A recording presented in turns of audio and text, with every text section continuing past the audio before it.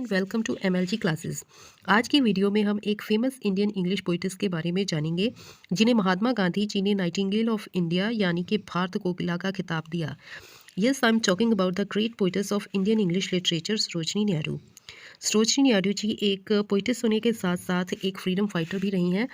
वो independent India के Uttar Pradesh state की फर्स्ट वुमेन गवर्नर भी रही हैं। इसके साथ ही उन्होंने बहुत सारी पॉलिटिकल अचीवमेंट्स भी हासिल की हैं। इस वीडियो में हम उनके लिटरेरी करियर और उनकी लाइफ के बारे में जानेंगे। बट वीडियो शुरू करने से पहले रिक्वेस्ट है कि अगर आपको हमारा वीडियो अच्छा लगे तो चैनल को सब्सक्राइब कीजिएगा, वीडियो को लाइक, शेयर और कमेंट ज़रूर कीजिएगा। So let's get started. तो सरोजनी नायडू जी जो कि नाइटिंगेल ऑफ इंडिया हैं, उनका बर्थ हुआ था 13 फरवरी 1879 को एक बंगाली ब्राह्मण फैमिली में हुआ था और ये फैमिली रहती थी हैदराबाद में।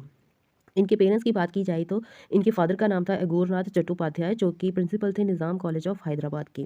इनकी जो मदर थी उनका नाम था वारदा देवी, सुंदरी देवी, और ये एक बंगाली पोइटिस थी। सरोजिनी नायडू की एजुकेशन की बात की जाए तो उन्होंने अपनी मैट्रिकुलेशन पूरी की थी 1895 में यूनिवर्सिटी ऑफ मद्रास से। 1895 में ही उन्होंने एक स्कॉलरशिप जीता था जिसको स्पॉन्सर किया था निज़ाम चैरिटेबल ट्रस्ट ने। ये निज़ाम चैरिटेबल ट्रस्ट बनाया था हैदराबाद के 6th निज़ाम थे जो महबूब अली खान, उन्होंने बनाया था। और इस स्कॉलरशिप के कारण उनको इंग्लैंड में स्टडी करने का चांस मिला। उन्होंने इंग्लैंड में पहले किंग्स कॉलेज लंदन में एडमिशन लिया और फिर बाद में उन्होंने गर्टन कॉलेज कैम्ब्रिज में एडमिशन लिया। मैरिज एंड चिल्ड्रन की बात की जाए तो Sarojini Naidu at the age of 19 she met Padmavati Govindarajulu Naidu a physician and married him. 19 साल की उम्र में वो गोविंदा राजालू नायडू जी से मिली थी जो कि फिजिशियन थे और उनसे मैरिज की। उनकी ये मैरिज थी, इंटरकास्ट मैरिज थी, और उनके 5 बच्चे हुए। उनकी डॉटर का नाम पद्मवती पद्मजा नायडू था। और जो सरोजनी नायडू थी वो एक फ्रीडम फाइटर थी और उन्होंने क्विट इंडिया मूवमेंट में पार्टिसिपेट भी किया था। और she was appointed the governor of state of Uttar Pradesh soon after the independence. और इंडिपेंडेंस के बाद वो उत्तर प्रदेश की गवर्नर भी अपॉइंट हुई थी। फ्रीडम फाइटर सरोजनी नायडू जी एक फ्रीडम फाइटर भी रही हैं। और उनके फ्रीडम फाइटर बनने का कारण था 1905 में जो बंगाल पार्टीशन हुई थी। इस पार्टीशन के कारण ही वो फ्रीडम फाइटर बनी। Gopal Krishna Gokhale, Mahatma Gandhi and Rabindranath Tagore inspired her. She delivered lectures on social welfare, emancipation of women and nationalism. उन्होंने बहुत सारे लेक्चर दिए, सोशल वेलफेयर पे लेक्चर दिए, उन्होंने वुमेन्स की वोट में पार्टिसिपेशन करने के पे दिए लेक्चर दिए, और नेशनलिज्म, राष्ट्रवाद पे बहुत से लेक्चर दिए थे। She help to establish the women's Indian association in 1917। और उन्होंने बहुत बड़ा रोल प्ले किया था Indian women's Indian association establish करने में 1917 में। 1917 में ही उन्होंने एनी बेसेंट जो कि प्रेसिडेंट थी होम रूल लीग की, उनको एकम्पनी किया था। किस चीज़ के लिए कंपनी किया था कि उन्होंने एडवोकेसी की थी यूनिवर्सल सफरेज की in front of the joint selection committee in London 1920। उन्होंने लंदन में जॉइंट सिलेक्शन कमेटी के सामने यूनिवर्सल सफरेज के सभी को समान मताधिकार दिया जाए, इसकी उन्होंने एडवोकेसी की थी एनी बेसेंट के साथ मिलकर। जॉइंट गांधी सत्याग्रह मूवमेंट, गांधी जी के साथ सत्याग्रह मूवमेंट में भी पार्टिसिपेट किया था उन्होंने। 1930 में participated in salt march and arrested, और नमक आंदोलन में भी उन्होंने पार्टिसिपेट किया और अरेस्ट भी हुई थी। She was also an active participant in civil disobedience movement and quit India movement.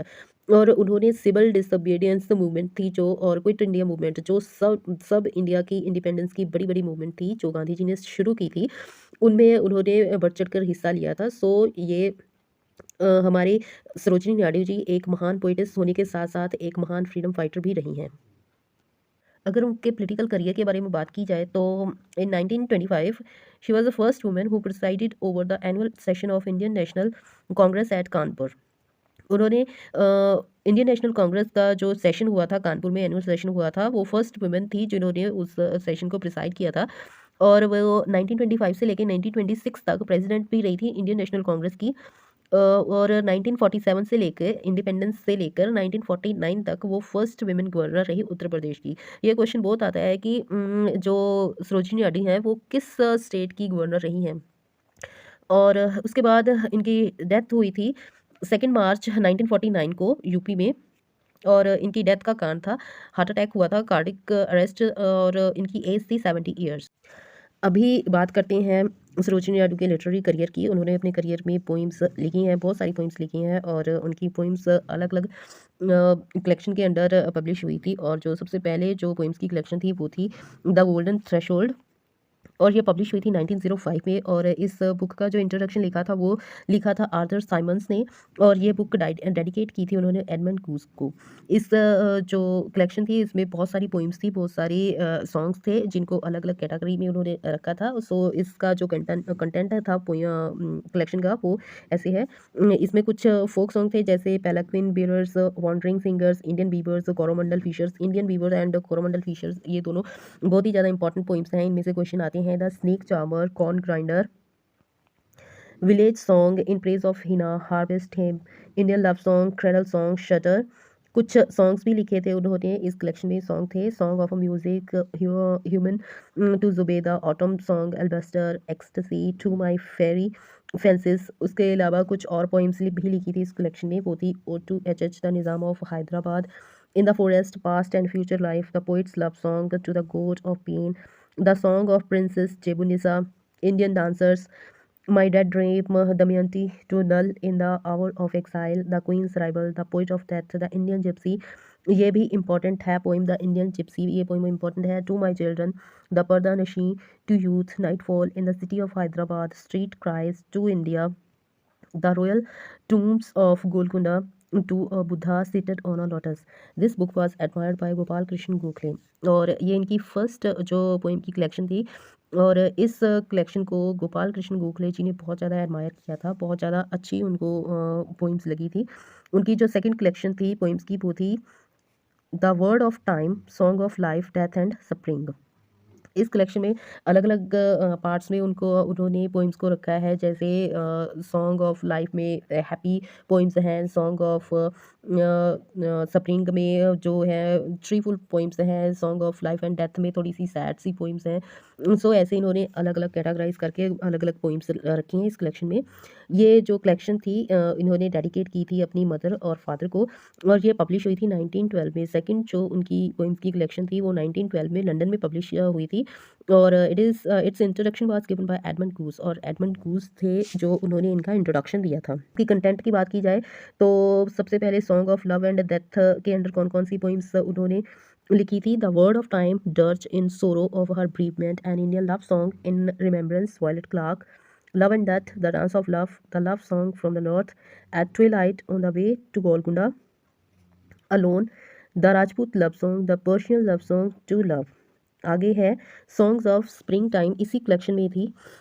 और इसमें अच्छी हैप्पी जो पोइम है वो रखी गई हैं इस पार्ट में।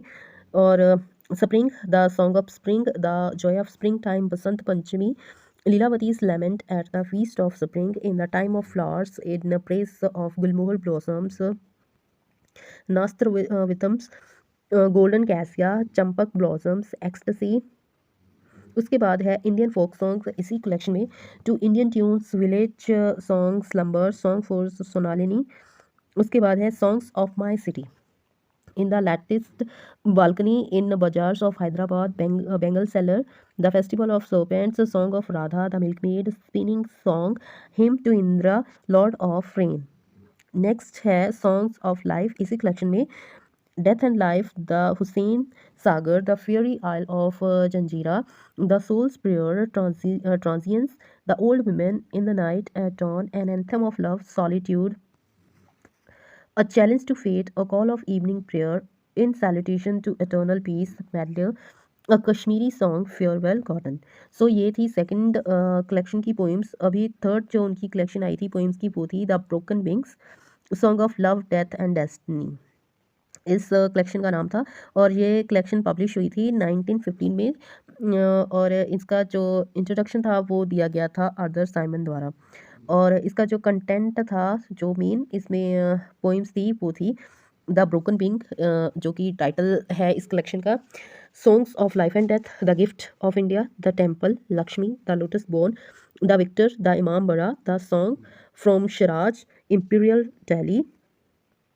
और इसी में ही थे कलेक्शन में कुछ मेमोरियल वर्सेस, जैसे या Mahmud Gokhale, in salutation to my father spirit, the flute player of Vrindavan, farewell, the challenge, wandering beggars, the lotus, The Prayer of Islam, Bells, The Garden Vigil, Invincible, The Pearl, Three Sorrows, Kali, The Mother, Awake, The Flowering Year, The Call of Spring, Summer Woods, June Sunset, The Time of Roses, The Peacock Flute, और कुछ songs थे songs for music, जैसे कि silver tears, caprice, Ashoka blossom, atonement, longing, welcome, the festival of memory, the temple, the pilgrimage of love, the gate of delight, the offering, the path of tears, the sorrow of love, the silence of love, the meaning of love, love's garden, if you were dead, supplications, the slayer, the secret, the feast, ecstasy, the flute song, if you call me, the sins of love, the desire of love, the vision of love.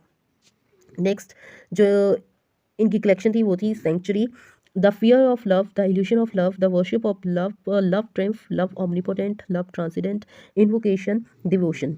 और ये थी इनकी कुछ poems. और इसके अलावा उन्होंने कुछ और भी लिटरेरी वर्क किए हैं, जैसे कि इन्होंने लिखा था Mohammed Jinnah an ambassador of unity 1919 में, the sceptred flute, songs of India, Allahabad Kitabistan 1943 में, और ये पब्लिश्ड हुआ था उनकी डेथ के बाद, पोस्टोमियसली पब्लिश हुई थी ये बुक।